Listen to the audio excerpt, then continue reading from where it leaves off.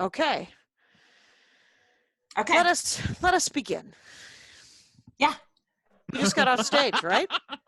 You just got off stage. I did. This is my third Zoom show in a night, or in a row, 3 nights in a row, put it that way. Oh, that's awesome. But this was funny because I opened with the show's like a real show because it started late and the host is doing time in between comics. And I'm late for something else now. So no, I just finished. So that is awesome. I did a different thing. I did I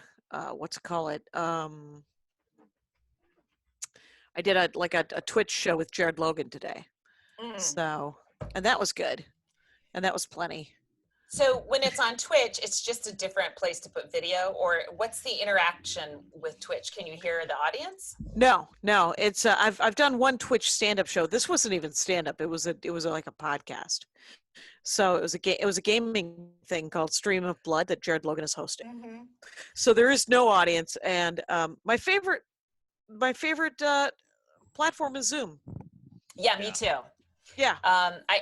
You have a chance of hearing laughter as opposed to being distracted by hearts floating up or, comments and stuff like that. It's that much closer to being actual. Yeah. It's more lifelike than other kinds of stand-up comedy. I mean, there's a casualness to where some things are turning so conversational. It's like, this is going to be a bad habit to get out of when you get back on stage, And I think some of the platforms can lull you into kind of talking your act as opposed to performing it, if that makes sense. Or I don't know, maybe I come off as very artificial when I'm on Zoom, but I try to keep it clubby. I keep it super clubby, but I have seen so I did one show with Bamford and you. Mm-hmm. At Flappers, and I thought that show was much more it felt much more organized. Yeah, it felt very, very it felt almost a little too clubby. We're all looking for the right level of meddling, by staff and comics and this type of thing. And then Saturday I did 2 shows for Acme in Minneapolis with Tommy Ryman and Andy Erickson. And Andy Erickson did she was working on a lot of new material, and we were just doing 20s. We each did 20. Yeah. And then we just swapped it around. We sold out the first show in 3 days. How many tickets? There was because we were using my Pro Zoom account, it was 290. I had them stop it at. Wow. That's great. And then so we added a second show, and that was in a day and a half sold 250. Oh my God. And that all went to the club? And that we're splitting that. Okay. And Lewis was psyched, and as was Mark Grossman, because we used Seat Engine, his ticket. Oh, interesting. Yes. And the helium guy who called Lewis and was like, "Who are you selling tickets to? What shows are you doing? What are you doing?" And I was like, my idea. And then I was like, guess what? You don't own Zoom shows. You don't own any of it. But there's so much there's, all the comics I know that are like, I'm not going to do it. And then they do it. And it's just this contempt prior to investigation that you're like, I understand it. Oh, I understand it. I guess it's because I live my life knowing that I'm prone to that. To a knee-jerk reaction of that's not what I want to do. Yeah. And so I have sort of trained my mind to do contrary action. I'm like, oh, that's a weird negative thought. Don't fuck with it. Do something. Don't just throw it away before you've tried to do it. So that's a good way to train your brain. Yeah, and it's an ongoing process. I mean, it isn't settled by any way, shape, or form. So yeah.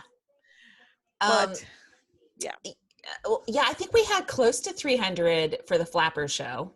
Yep. Like 270 something. And that money went to Flappers. I mean, they're hustling hard to stay in business. So that was fine with me. That's great. And it and that is fine. There's much like stand-up itself, there's 1,000 different ways to do this, and there's Right, 1,000 ways to stay in business. And I Yeah. hope that as many clubs will. Yeah. But I think it is interesting because I got like several emails, and you know what? That's 4. 4 is too many. It was 4 emails from the last week because I was super transparent about how much money I was making Okay. on my own shows, and how I was trying to split the money when we all did the show and Yeah. stuff. But there's no fucking union. If you're gonna say you shouldn't tell me, like they're like you shouldn't say how much money you make, because then people aren't gonna want to give you money. And I was like, well, then those assholes are assholes. What Wait, do you mean people aren't going to want to give you money? they're not? Why? Yeah, like because I was making because I did my own shows where I have to work on my album, right? Right. So then there was no ticketing. It was all just Venmo and PayPal. Oh, I And see. and some people were very generous. I told people that if they couldn't afford, not to pay, and there were some of those people, and then there were people who clearly have more money and steady work and stuff, and they Mhm. overpaid a little bit. And so I got 3 emails, and one just sort of weird, just telling me that if I was, by telling people that I was making, because it felt like a lot of money to them. And I Yeah. was like, well, it's a lot of money if you think that but if I'm making it every 2 weeks, it's not that much money. Oh my God. And plus I'm also not, I'm booking it. I've had to buy the software. I never wanted to be a club owner, you guys. Jackie, wait, And- people are complaining to you that you're making too much money doing Zoom comedy. Or that I'm telling people, and so they think that there's going to be someone else who's going to be an asshole and not pay me because I told people how much I made, and then they're like, oh, she doesn't need the money. And I was like, Oh. well, that's a dumb thought spiral that I don't think anyone's doing that. And if Every comic needs the money. Every touring comic needs the money. There's Right. nobody. I mean, Gaffigan maybe not. Okay, there's a certain level, but you're not that's not your I'm income. not at That's that not, level. Yeah. Yeah. And there's there's just so much overthinking of what I should say on this podcast about the job. And I was like, I thought the podcast was to help people who have the job, who need information about the job. So I don't know what else we're doing if that's not one of the purposes of the podcast. Right. So all of your shows were produced by other entities this week then?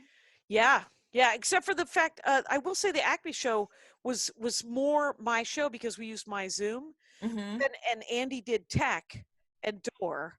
But we also we met and sort of did a run through with one of the managers and one of the door guys. Yeah. At Acme to sort of Okay. show them how to do it so that they can take it over. Sure. That's cool. Yeah. I think I'm doing a Skype show soon. I'm not sure. Nice. I got to figure it out. We'll see. I don't know what the Skype interaction is like. Yeah, I don't know what that would. Yeah, I have not done a Skype show, except for maybe it was a Skype show that was pushed to either YouTube Live or Facebook Live. But I also got an email today from Punchline San Francisco. Oh, yeah? Saying, hey, what was this Acme show you did? So Jackie, word is out about you. You're the club saver. I sent all the information to Molly and Andrea that I was like, you should also do these things. And I said, Yeah. I would like to be in one of those shows, as would Laurie Kilmartin. We would be happy. Thank you. We would be happy to do a show for the Punchline in San Francisco. More than happy. With your email list. And right? Because I mean that's what that's the gold for them, is the email list. Right. That's what they kind of bring to the Zoom show. Yes. That's what the club brings. Yeah. Yeah. Otherwise you could just do it yourself. You could throw a show yourself. Yeah. Right. Yeah. Which I want to do this week just because I have to work on some of the other weird thing about doing the shows for the club was the pressure. I felt the pressure to make sure that I was doing material and make sure that I was performing for Flappers, make sure that I was performing for Acme's audience, you know? Yeah. When I'm just doing it for me, I'm like, no, I got to run the jokes that I need to run. and you 65 to 125 people have decided that you wish to be part of that. And so it's more of an Right. agreement, right? Right. Yeah. What do you got this week? Not that much this week. I'm doing a hot tub tonight, which would be Monday night. Right. And then Tuesday I'm doing a show. I didn't write too much about it. I'll tweet about it, I guess. I think it's going to Twitch or Skype. I forget which one. Okay. And it's Brent Weinbach's brother is running it. I'm doing that. Oh, are we on the same one on Tuesday? I believe so. Yeah. Okay. It starts at 6 Pacific. Is that probably, yeah. 9 p.m. Eastern. Yeah. It was, I'm not real good at keeping my Zoom calendar up to date. I gotta start doing that. I just fucking cleared the decks on my calendar when COVID hit. But yeah. I gotta write this stuff down. And then I'm doing Rebecca Rush has a show, and I'm doing So I think that's this week. Oh, is that vulnerability show? Aren't they all vulnerability shows? Yes. I think it is. I'm not really sure. Yes. That's not off the top of my head. Okay. Well, I'm going to do the Tuesday, and then I'm Saturday. Acme wants to do another show. Well, I'll host, and then it's going to be 2 other comics, and one of those comics will be Pete Lee. Oh, awesome. Because I was like, well, why don't we get all the good Minneapolis headliners? Yeah. And Lewis is like, we gotta save them. We gotta save them and dole them out. And I was like, or everyone's only doing 20s, right? Yeah. It's gonna be Greg Coleman, who's one of the younger guys coming up, the newer guys coming up in Minnesota. Mm-hmm. He's gonna be on the show. Me and Pete Lee on Saturday, and then the following week it might be Tracy Ashley, and then we're gonna keep going. Mary Mack. We got Chad Daniels. We got Cy Amundsen. Yeah. You guys get a deep bench up there. Yeah, there's a pretty deep bench, and it has. And I was like, you realize that you can go through all of the Minnesota comics, the great Minnesota comics, and then you can have comics from anywhere, absolutely fucking anywhere, because of how the internet works. And he's like, yeah, but I want to do. And I said, yeah, it's your club. I forget that sometimes. And so. How long does he think he's gonna? I feel like Lewis has probably researched stuff a little bit, and what's his? Well, feeling? he's lucky because he has that setup that he just installed. Yeah. Remember that camera setup that he put in? 4-camera HD, full sound system in the club. And so he said, if they let me open in June, August, whatever it is, he said they're not going to let him put 230 people in there, right? Right. It's going to be 75 people maybe. And he said if we could set up the Zoom thing, we could also sell Zoom tickets. Oh, that's right. Right. And sort of just project it to homes. He could sell 65 or 75 real tickets, in-house tickets, and then a couple hundred. So he's just spitballing June and August, or are you spitballing, or is he? It's all spitball. I'll tell you something. I've got people talking to me about my July dates, and I was like, "You think this is happening?" And I don't know. I don't know either. I mean, I'm supposed to be, I think, at Lake Tahoe in. You got May? No, is it? I think it's June. Mm-hmm. Casino's going to be open. I mean, it's a casino. It's casino. Yeah. So I can't. I know. There's people everywhere. There's no way to get away from people. Everyone's touching everything. They're putting their hands all over everything. And they're old. They're all the people COVID's coming for. Right. Don't do it. Yeah. I will say, that one's hard. In June, I'm supposed to do a Brian Regan, open for Brian Regan at a big thing. Oh. How unlikely is that to occur? I don't know. If it's a theater and you know how I feel like there's not going to be any more middle seats on airplanes, you know? Oh, yeah. It'll probably be a lot more expensive to fly as well, I would think. Right? Yeah. So maybe they can do that with theater gigs, where they just kind of seat every just in clusters. Just checkerboard. Yeah, maybe instead of one night, he does 2 nights, so you get all the audience that already bought tickets. I don't know. I don't know, or do 2 in a night or something. Yeah, it is. Yeah, the problem is me trying to think of that. I'm like, I'm such a fucking meddler that I just want to fix it, and I can't. That's not. I don't have all the information. I don't have a crystal fucking ball. Yeah. So I can't. I can't do it. So I don't know when we're all going to be working again. All I know is that this was a particularly um, the guys down in the backyard. I've got a studio. Oh my God. Can you take pictures and show me? I'm dying to see. Yeah. It looks tomorrow they're moving out all the garbage and stuff. And so I kind of want to take a picture or do a little video of what it's all going to look like. Yeah. And there's shelving in the garage. There's there's stuff. All of my merch is on one wall now. Is there like nice lights in the garage and stuff like that? Yeah, he put nice lights in the studio and the other one. I moved the car back into the garage, which is exciting because it's 95 degrees and it's just beating down on my car. Oh, I see. And I don't need I don't need to get in a car that is 110 degrees ever. Right. But not that I'm getting in my car a lot, but yeah. That's exciting. It looks so cool. Yeah. But I'm so sore from just lifting boxes and moving crap from one. And we're throwing out so much stuff, which is very satisfying for me. I mean, it seems like we're going to be in and out of quarantine for, say, 18 months, right? We're going to... From now? Can't it be 18 months from 2 months ago? Sure, 16 months. Jackie, 16 months. Okay. I'm an epidemiologist with the CDC as well. I should have told you before. Yeah, why bury your life in a bushel?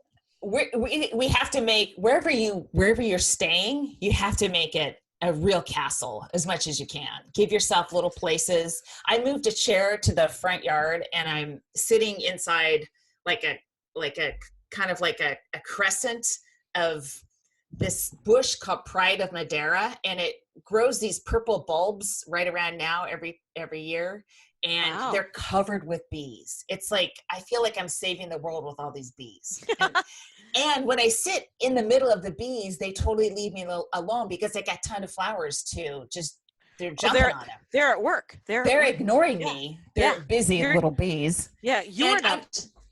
You're a different kind of flower. I am. I'm sitting inside like a buzz, like a real buzz, like a hum. I can hear it. And I'm just sitting there and they're buzzing all around me and I'm just chilling out. It was pretty sweet this morning. I had a big anxiety attack on Saturday. I was so depressed and sad. And I'm so tired of motivating myself and not like anything I want to do, I have to structure. And it's like what you're saying with comedy. Yeah. But every single day. Yeah. I want to work out. I got to do it. Like I can't just go to class and turn my brain off. I got to do it. And I, at some point I'm starting to be like, I can't be in charge of myself 24 hours a day. Somebody take over for a couple hours. You need a pep talk. And you're the one who's given people pep talks, I think. I don't think I am. Don't come to me for a pep talk, please. Fair enough. I don't know. You want to do a break, Kyle? What time are we at? 20. Oh, yeah. Look at that. 2013. Okay. And we're back.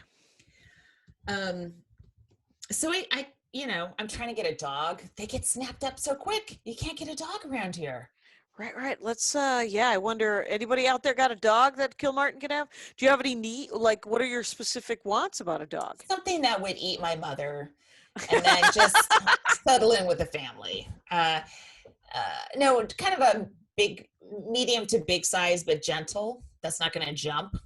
But a dog that'll wear out a 13-year-old.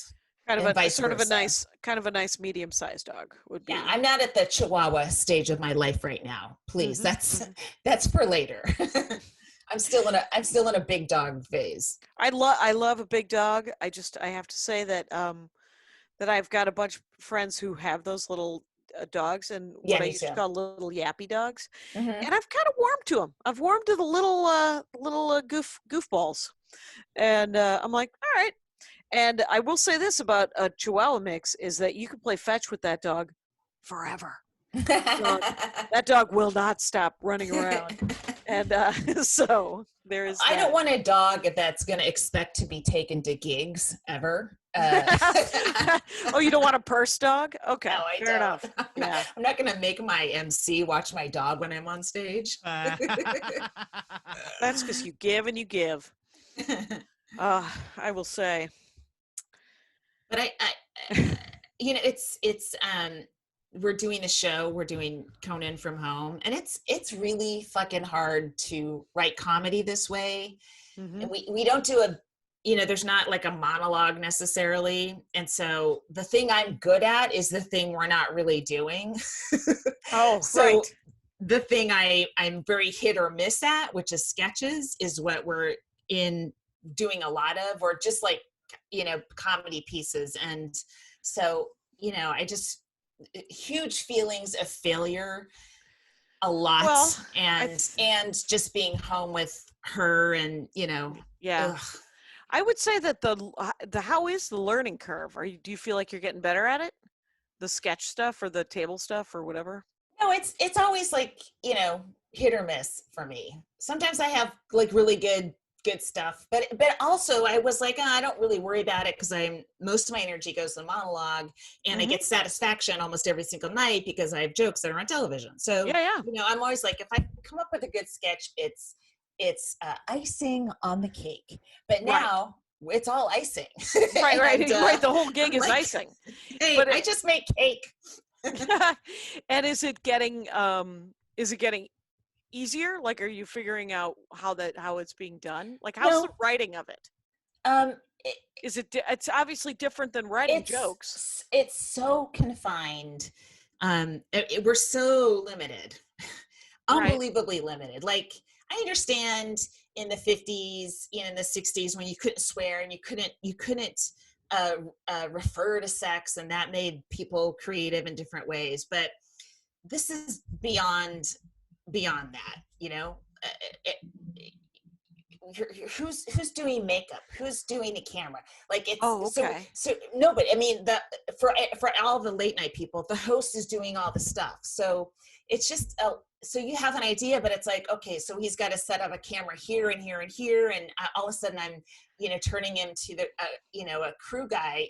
No. Right. So right. So it's really, you have to work within these super constricting limitations, and it's very tough. And then every week it's like, oh, we did something like that last week. Like it feels like there's 100 ideas, and every week now there's 80, now there's 60, now there's 20, now there's 10, and we're still in unlimited quarantine. It's very challenging, but the sketch writers are brilliant, and they keep coming up with stuff, which that's great. Their brains are brilliant, whatever. And does he have like camera people and stuff talking him through where to put stuff? Then, I mean, yeah, there's suggestions on where to put a camera and stuff, but it's the iPhone, so it's not just, like he doesn't have. It's just what we're doing. It's what we're doing, Yeah. It's because I have this sketch idea that I want to do for Ian Abramson's Saturday Night Quarantine. Oh, really? Yeah, but I don't know. Like, literally, it's I don't know where to put anything. And is it going to be, we're going to shoot all of the footage from one camera, then we're going to shoot it again from another camera. And I know. Yeah. And you're doing it like Todd Levin had this really funny. It was like our new sponsor, and I forget what exactly it was called. It's wine. It's cereal wine. It's just basically everyone's drinking all the time. But so Todd shot it at his house, but his wife Lisa is a photographer, so she's got like amazing lighting stuff, and it looked beautiful. It looked like it was done in a studio, Right. So great. Yeah. But everyone's sort of working with their own shit, and yeah. Andy found our green screen in the garage. Ooh. Hey. So there you go. There's something. And because he was working on a video game where it was about ghosts. Yeah. And so he needed to shoot all this footage for ghost. It was like Pokemon Go, Yeah. but ghosts would show up and then and give you clues for some mystery. It was just a game, right? Yeah. For phones. But it was a pretty cool one. So he bought a green screen, and that's the end of that story. It's a great one. I don't know what to do with the green screen. Well, you know what? I bet there's people in LA that would love to borrow your green screen. And Kyle. Oh, yeah? Kyle. Can I borrow your Yeah, green I screen? mean, Sure. leave it out on the porch. It's a contact-free borrow. Yeah. It would be a totally contact-free borrow. And we had a contact-free. Carmen Morales came over to give me my an external hard drive that she borrowed. Yeah. Oh, I also got AT&T came yesterday. Get this. So 2 days ago, Mhm. we're trying to figure out how to have Wi-Fi or internet in the garage. So I was like, Oh, I know how you can do that. Go ahead. is it just a booster kind of thing, or? Yeah, I have something called Eero, EERO, that I put in the garage, and they're great. It's a different router. They kind of just take over, and it bounces all over the place. Okay. Because I didn't have internet in the garage either, and I was like, this is supposed to be my workout room. right. But yeah.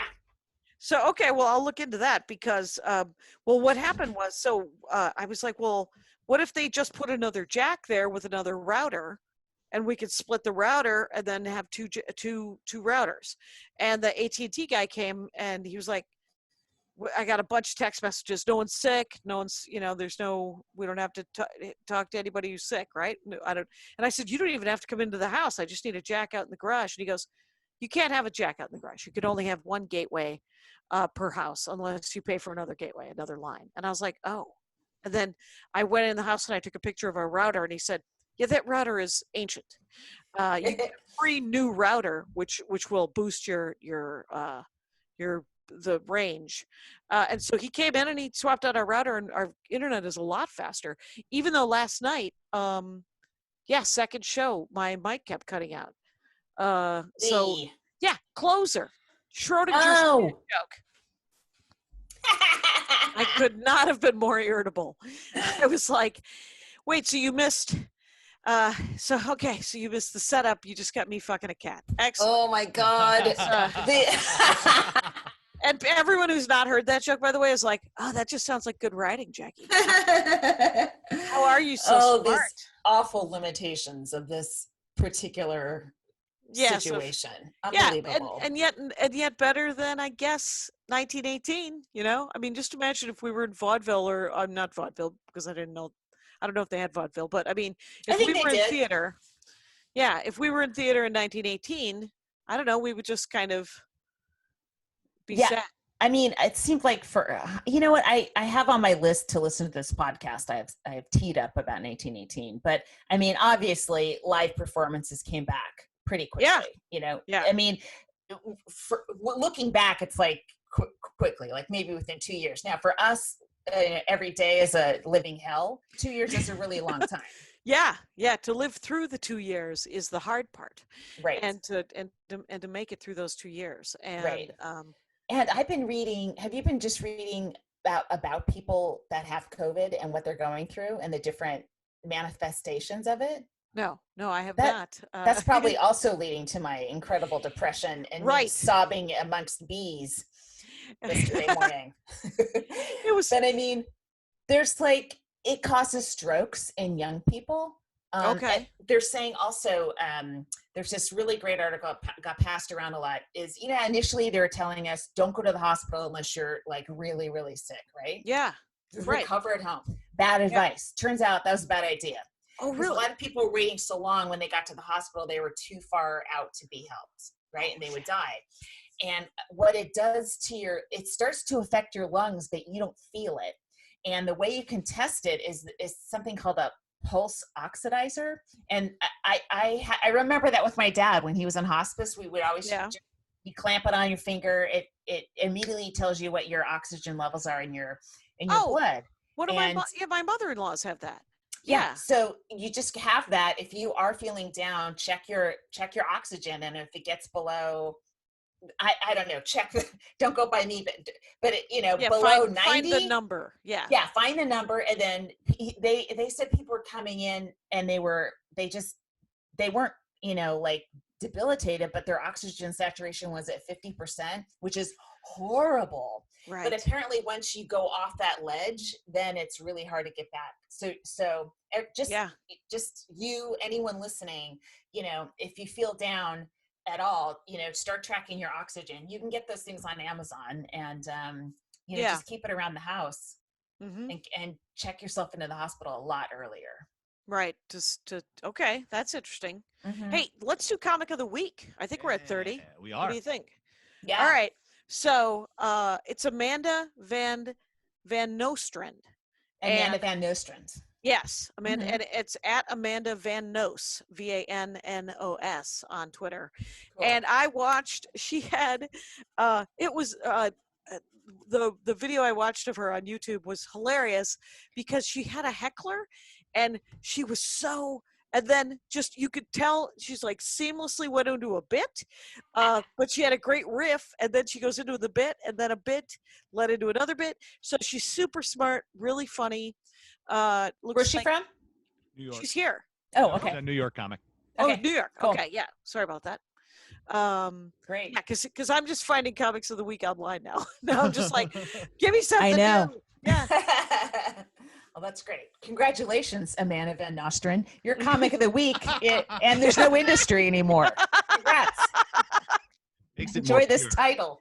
Oh, wait, didn't you want to do a shitty male comic of the week? What was your? Oh, comic of the week, WEAK. Just, there are, Jackie, I can't even write down a name because we're recording these things. Oh my God, put it in the chat. Put it in the chat. You know that some of these older male comics are just fucking losing it. You know who I'm talking about. I told you already. Right, you did tell me because you were like, I'm not going to be able to say it, so I'm just going to text it to you. Yes. And I was like, yeah, I don't understand. It's like for the last time, can we explain that Bill Cosby is indefensible? Bill Cosby is indefensible. Louis C.K. apologized for the thing that he admitted that he did, and then he took back his apology. So, but he admitted that he blocked the door and intimidated two young women into watching him jerk off. This is not okay. Right. But here's the thing. It's also like, we know that, and she's had ramifications and okay. Like financial. Now you're mad about it? Like, of all the things that are happening in the world, now you're going in on this, me on Twitter. Yeah. I was like, where are you? Who cares? There's no comedy anymore. Right. No one has a career anymore. So why are you worrying about this guy's career? You know? Oh my, it was so funny. And I love the guy, and I've known him my whole comedy career, and he's a funny know what guy. He is? He's a nice enough guy. He's a nice enough guy. But I know that bit, and I know you're saying. But you know what I'm saying. Listen, I have isolated what I think is a common feature amongst these guys: no children. Oh, when you don't have when you're not worried about someone else's future, you can take a hard line stance about stuff like that. I don't know. I think your priorities just get goofy, and maybe and you don't have kids, but your priorities aren't goofy, but you're also a thinker and you are empathetic. I don't want to call you an empath because please don't. I'll tell you something. So I did that empath joke last night, by the way, and Andy Erickson followed me, and she goes, "I am an empath, Jackie," and I said, "No, you aren't." She goes, "No, I am. I am an empath," and I was like, "No, you're mixing it up with the word empath." I was like, I wanted to, but she was in her act, so there was no actual. That's the whole thing is I could have had the conversation with her, but I'm like, why am I, you just be an empath if you want to be an empath, but I'm going to make fun of you calling yourself Mantis. Deanna Troy. I love when you get to follow somebody and you have a bit that directly contradicts their bit. And both parties have jokes that support their theories, and the audience is left to go, oh my God, who do I pick? Who do I believe? Yeah, I've had some problems actually. So for Mhm. 40 years, Uh-huh. the U.S. Postal Service has probably lost 3 to 6 items in my life. Okay. In the last 5 weeks, they have lost 4 things, including the painting that my dad painted. Oh no. Yeah, he's got to paint another mediocre Batman, you guys. So He can do it. yeah, But is there a tracking number? I don't understand. yeah, there's a tracking number, and get this, the Batman one particularly was never listed as picked up from stamps.com. They're Hmm. awaiting pickup, and I was like, so now I have to keep track of if I bring it to the post office and they scan it in, or if I leave it for my postal carrier to pick up, which has been the contactless way that I can send out merch. Right. So that's the way it has to be. And it's still like I've probably sent out in the last month. It's been pretty great. I've sent out like 30 or 40 packages. That's great. I So- sent out some of our notebooks, and I'm like, please contact me if you didn't get a notebook yet, except for Yeah. John Wright, because you didn't give me your address until I had already gone to the post office. So you're waiting on the next batch, pal. But Yeah. I got so many, like I paid for postage, and each postage has 2 stickers. You know, there's Yeah. I don't know why, but and then I brought it all over to the side because I'm trying to keep away from everybody, and there's Yeah. a line of people, and I got to get away from the machine. And then I'm like, I hope I put the right stickers on the right postage. We'll see. Right. Well, that's the other thing is I'm just like, well, I hope some of it I'm doing errors. So I just have to, I think there's so much admin stuff that I'm not necessarily, it's been a Yeah. while. I've been in the catalog industry. Oh my God. So It's awful. It's awful. it's a road to hoe here, you guys. So I'm sending out replacement shirts. If you ordered a shirt in the last month and you have not gotten it, please let me know. I've had 2 shirts and the art that are lost for sure. And I've sent the replacement shirt to Holly Klesch. Hopefully Holly got it. And I'm sending a replacement shirt tomorrow to Abby. There you my go. Goodness. I started logging my old videotapes. Part of me is like, I'm just gonna take a look at my career while I'm here. Do because- your album. Well, I'll get to that. I'll get to that too. I just kind of wanted. It's one of those projects where, like, what I'm trying to do is string together me saying my age, starting at age 24, all the way to age 54, and see if I Okay. can put it all together. And you could hear my voice get lower and lower as I get older and older. It's a lot. It's a lot. And I'm also trying to pick some jokes out that I think would make kind of a cool compilation when you see them over a lifetime of stand-up. But it's a lot to listen to, but it's strange because when you listen to really old stuff, like when you're first starting, and there's like, oh, such weak jokes, and so nervous, and then there's like 6 months later, it's like, oh fuck, I improved. Yeah, you lot. can actually hear it. Yes. It's like there was a guy who said that he listened to my albums in reverse order, and I got this as an email. Thanks, guy. Oh God. You said essentially I listened to you get worse at stand-up comedy. Oh my God. And I was like, well, that was unnecessary. Yeah, I thought it was pretty unnecessary. Mhm. I will say that you should I mean, if you're willing to do this, I would say that you should take this opportunity to listen to those sets and put that album together. Yes, I know. Yes. How about this? We do Yeah. another break. Yeah. Okay. We are at 40 minutes and 15 seconds or something like that. Okay. And we're back. Did I tell you I took my son on a drive? Did I tell you that? No. Oh, That's yeah, nice. So we went driving. We went at night, and it was, we went up the coast to Malibu, and then just kind of turned around and came back and went up Sunset Boulevard, and the Comedy Store is dark. It's so weird looking. And then Wow. a couple blocks up is the Laugh Factory, and the Laugh Factory's still got their electronic signs up, and they've I don't know. I guess they're doing an Instagram show during the day or something. The Laugh Factory looks open, and that Yeah. also looked weird because everything's just so closed. Right. Like, the Comedy Store was like chilling. It felt like the world had ended. You know what I mean? Yeah. I'm see going to it. type this name into the chat, Okay. and then you should know that the Improv asked if she would do her show in May live. Oh, And she was like, well, interesting. what It dep- precautions are you taking? And no response as of this time, at this time. It's been a couple of days. I mean, But maybe but they think they're going to open.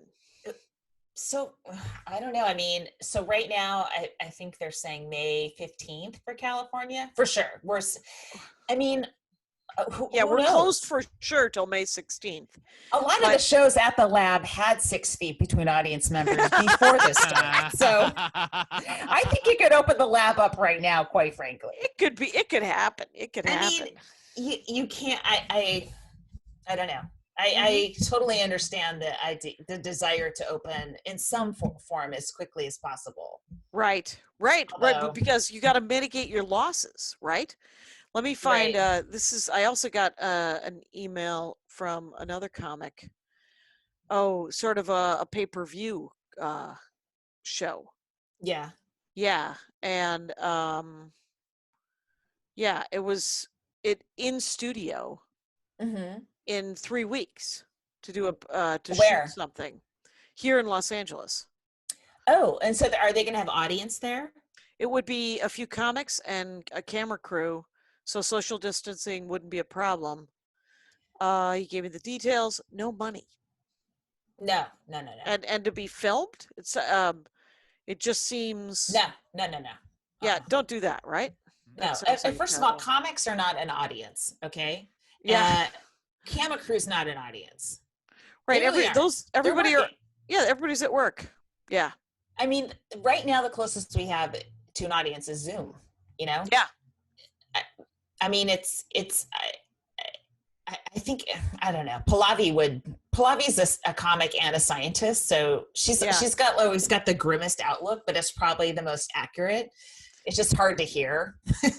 But I mean, I just wonder if we could sprinkle a few people in to a club, you know, right, that are pretty far apart and, you know, wearing masks and stuff like that, just to kind of have like a regular show, and then, you know, pay-per-view or stream the rest of it the way that Lewis is thinking about doing. Yeah.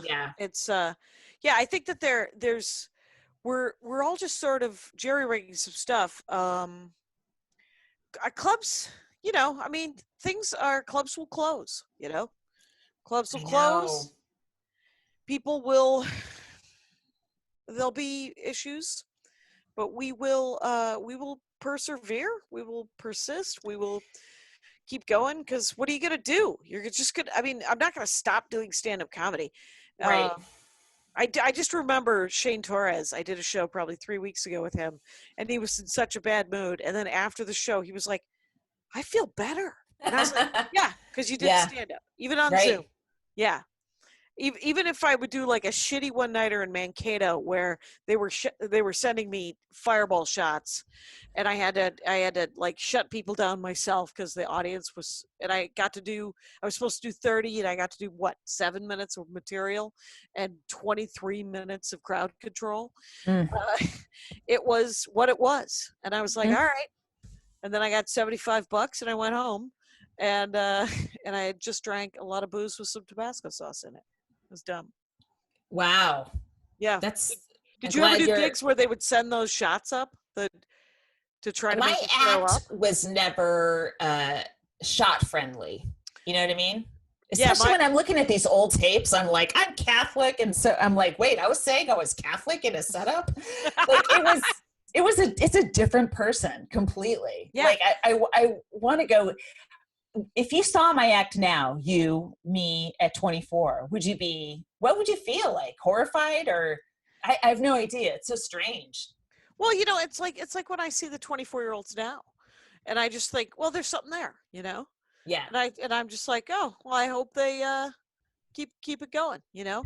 and there's the comics that you see and you're like, I wonder if they're any good, if they're ever going, because you know, what I was always told is that you don't know when a comic's going to get good, because they could hit their plateauing, and then they could take a jump or something. And I cannot name you one comic that I didn't like who then became amazing. Yeah. But it doesn't mean it doesn't happen. Yeah, I don't think of, I can't think of somebody, I can think of that in sports more, in swimming.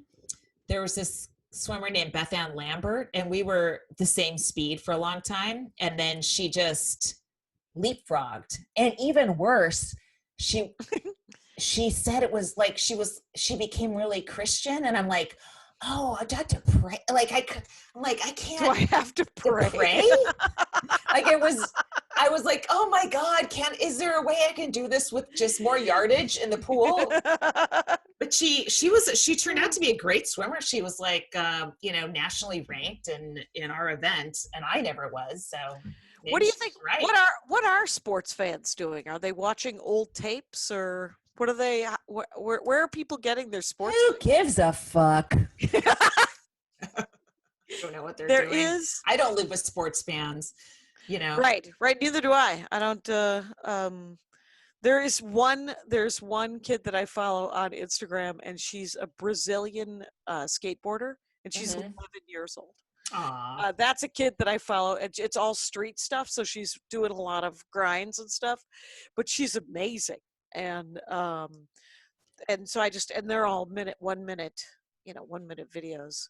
And then I have a friend of mine whose son is really into it. He turned me on to her, and she set up in her garage in Minneapolis, a grind bar for him to practice on. So that's cool. He's lucky because skateboarding is a solo sport. It is a solo. Very lucky. I got a net for my son to practice throwing the ball into. It's like a water polo net, Okay. You can just do it on land. But it's devastating for athletes.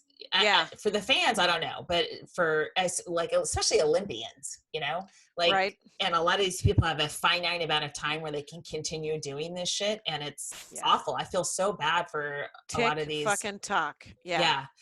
Did I talk about this before? There was an article about a lot of gymnasts that are trying to work out in their homes. Some of them are like at the age where they have like maybe one good year left, but now they're told, okay, so, and it's hitting on the Olympic year, which is great, but now it's like, hang on another year. Maybe they can't. And then their career peters out in a way that's even harsher than for comics, because we can figure out a way to come back, but athletes sucks. It's worse in a way than the boycott that Jimmy Carter, the 1980 Olympics. Right, because that hurt. Yeah, well, at least you knew, all right, so it's done, and 84, we'll come back in 84. And if you could come back in 84, you did. A lot of people couldn't. But here it's like no one knows. 2021, 2022, could they hold a Zoom Olympics where people are not in the same pool, but they're competing at the same time? Right. It's almost like how we're clapping to start the podcast at the same time. Right, maybe, everyone gets on a block in a different country, and everyone swims the same 50 meters. I don't know, but I mean, whatever. It's sucks for those guys. Are you using it? It's been really hot here for the last 2 or 3 days. Have you been using your pool at all? Is he working on the net in the actual water, or no? No, not yet. No. Okay, yeah, because it's only been 95 twice. Yeah. So it's also, I don't know. There's a family member staying in the garage, so I don't know. Do I want to get in a swimsuit and whatever? I just You got a life to lead. I'm hanging out with bees in the front yard. Yeah, I do. I try to do. I've learned that I have to sign up for a class, like a yoga class, and pay in advance and then do it, as opposed to doing it on YouTube. Because sometimes the whole day goes by. But if I paid for it the day before, then I'll do it and get it over with. Mm-hmm. And if I don't do that, my head starts to go down a bad path, and by the end of the day, I'm in just in an awful space. There's literally things that you have to do, and the days that you don't do them, are the days that you're like, why am I feeling so grumpy? Why am I feeling so disconnected? Yeah. And whatever that is, and for Mhm. you, it's you have to work out in a little bit of ways.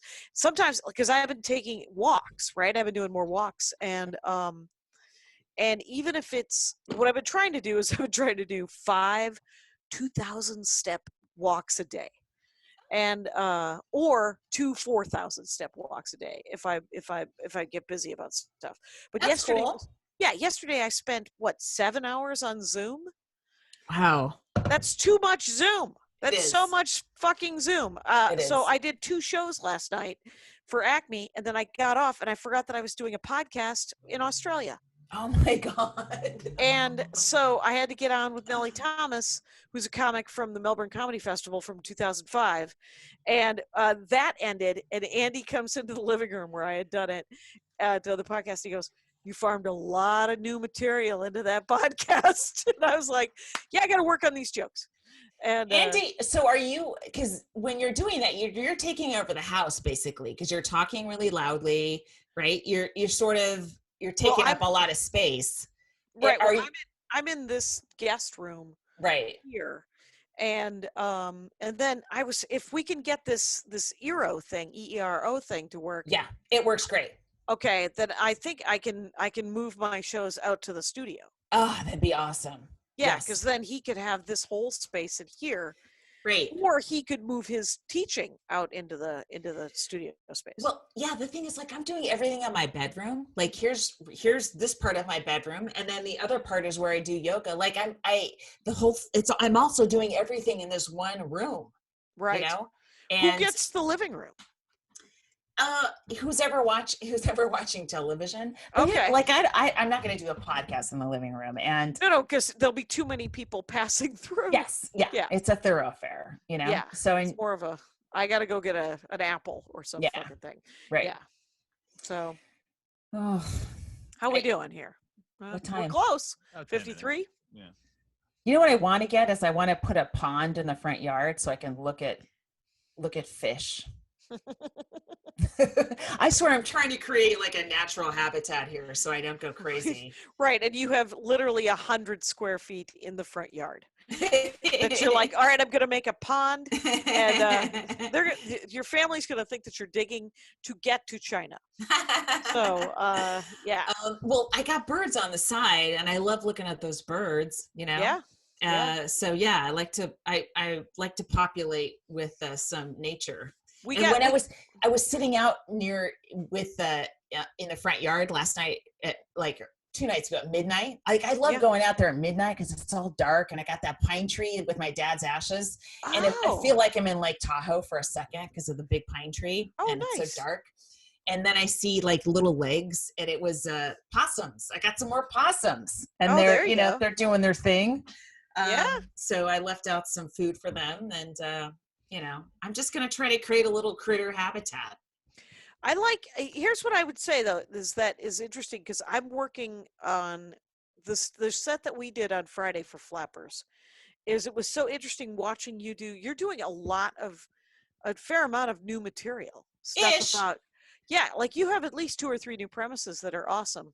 And I don't feel like, because I don't feel like, because I'm working on, literally I'm down to working on order and tightening things up. So, you are as well, by the way. Yeah. Yes. Oh, thank you. I think it's, I mean, if I could do 3 or 4 sets a week, the work will get done. That's the whole. That's enough. That's enough. I think I'm just gonna. Things. I think I may just do my own show at one point. And I did an 11 a.m., which made it late in whatever, Europe or whatever. But I think I might do like a 10 p.m. show because then it's morning in Europe and afternoon in Australia. Oh, I've got, that's a good idea. Yeah. Why doesn't the Improv do a show that the Comedy Store had like that gigantic show and they raised like $100,000? Oh my God. That's a huge amount of money. The Improv should do that as well. Yeah. Right? Yeah. All of these clubs. Yes. I mean, they had Bill Burr. They had a lot of heavy hitters and stuff like that. But I mean, But those people, we need you guys to stay open. We're Yeah. dependent on you to stay open. right? You know?